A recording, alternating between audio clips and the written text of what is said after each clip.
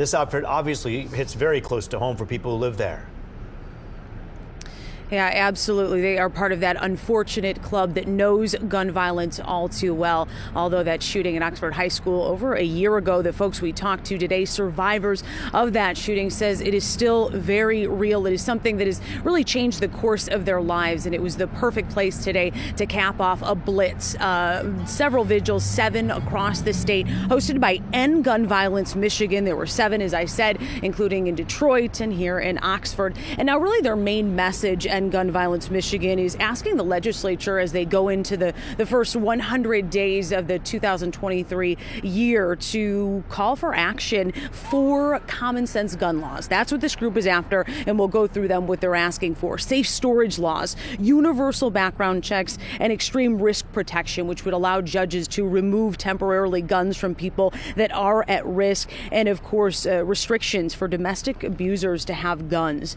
And we heard from some of those survivors today, including 2 students who have actually taken it upon themselves to organize in a group called No Future Without Today, again fighting for what they're calling common sense gun laws. We also got to hear for the first time a teacher that was at Oxford High School that day, November 30th, a day of course she will never forget. Let's take a listen. No amount of training could have prepared me for what followed on November 30th when I heard the first gunshots outside of my classroom door. I sheltered in place with a classroom full of 9th grade students where we had to wait nearly 3 hours, only able to hear calls for help, the sounds of first responders, and the walkie-talkie chatter from the hallway. We had to wait while a place that we loved became a crime scene. I was in the hallway with my best friend Madison when it happened, and we were separated in the chaos. All the classroom doors were closing, so I had no choice but to run for my life through the hallway until I found an open exit. I thought hearing about what happened to me and my peers would be a reality check for legislators both federal and statewide.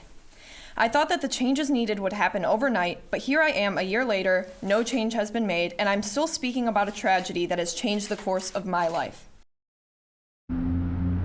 The student you heard from there, Maddie, she says, of course, she is thankful for the thousands of thoughts and prayers, but now she wants to see action. They will continue to get the word out and, of course, put pressure on legislators in those first 100 days. Reporting live in Oxford, Jessica Dupnack, Fox 2 News. Yeah, Jess, this group is obviously making it very clear that they don't want to take guns away from rightful owners. It's really the random acts of violence that need to come to a stop.